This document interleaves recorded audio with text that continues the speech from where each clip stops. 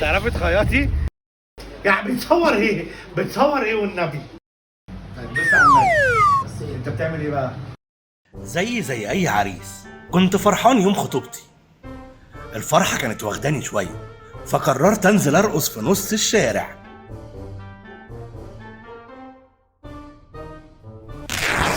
ايوه زي ما سمعتوا كده، البنطلون ما استحملش الفرحة، سمعت الصوت فقلت لها ايوه، بس بقيت أأمن من تحت لتحت إن محدش شايفها. القطعة ها؟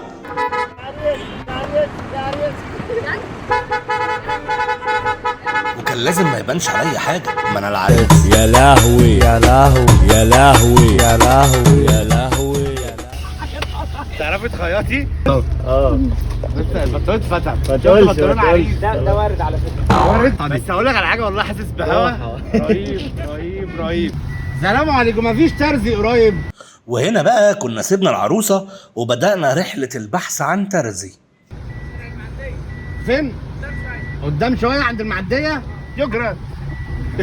هنروح نلاقيه قافل عشان النهارده الجمعة. هي كبيره قوي يعني. كبيرة ايه؟ دي من قدام لغاية.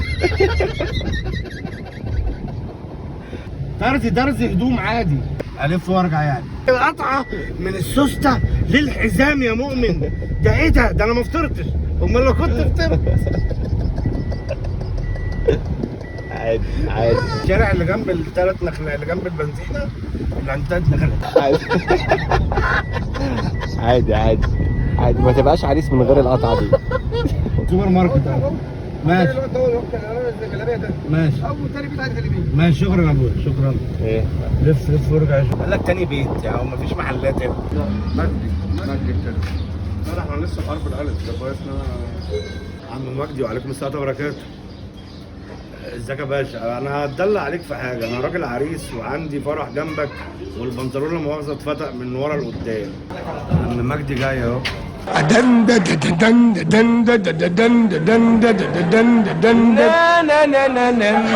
براحتك، العريس مستني عادي. عارف عم مجدي لو يمد شويه نلحق العروسه. بس مفيش عم اماكن. كتر خيره. عادي الراجل جاي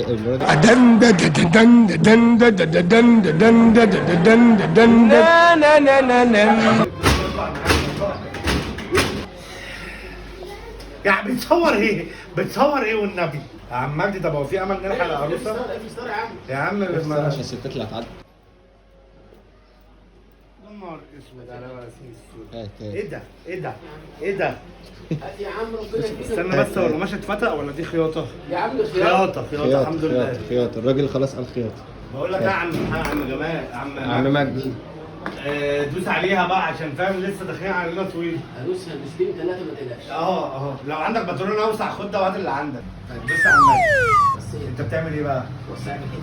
بتوسع لي هي حاجه. من الحلقة اللي تحت دي. ايوه، ما الخانه بتاعتي هي اللي فتحت من تحت لفوق صح؟ ايوه. يا محمد ده بتاع البدل، منك لله.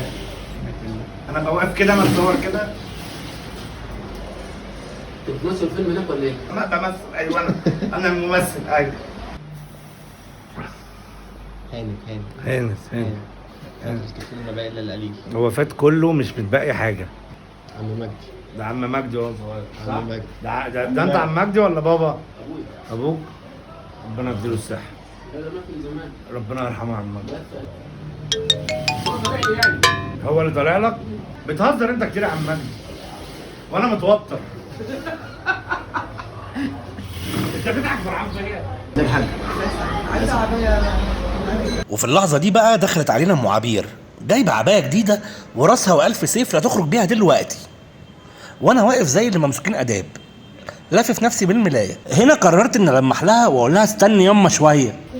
معلش يا ست الكل بقى، المنظر اللي انت شايفاه ده حقك علينا، بس هو شغال في البنطلون والله. لا ولا يهمك. الله يخليك. ربنا يخليك. خلصنا عم مجدي؟ خلصت كده. الله يبارك لك ويسترك. شوف بقى العبايه بتاعت ست الكل عشان ما نبقاش عطلناها برضه.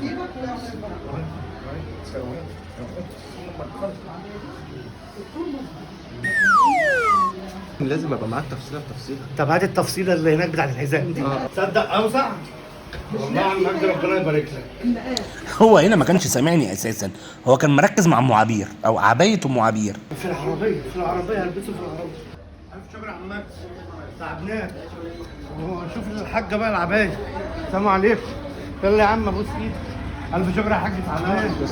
انا خايف بقى يتفتق واحنا بنركب العربيه. يا محمد العروسه مشيت ولا؟ افتح يا محمد، عملنا البنطلون يا محمد. افتح بقى قبل ما يتفتق تاني. عروسه ايه؟ ما مشيتش. يا عروسه يا عروسه يا عروسه يا عروسه يا عروسه يا عروسه. وعملنا البنطلون وعملنا انت ما شفتيش اللي حصل لنا؟ ده فيديو. يعني انا خايف ارقص جامد يتفتق. بقول لك ايه